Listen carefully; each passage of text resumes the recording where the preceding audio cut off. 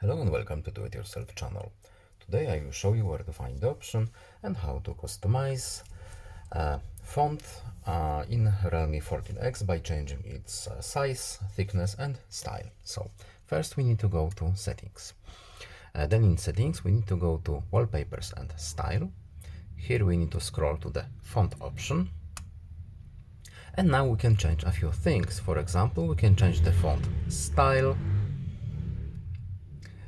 We can change the font size and we can also change the font thickness. Also we can enable adaptive font weight here, and after we decide on however our font we want to look like, we then need to tap apply, and that's all. I hope this video was helpful to you. Please leave a like and subscribe. Have a nice day and see you in the next video. Bye.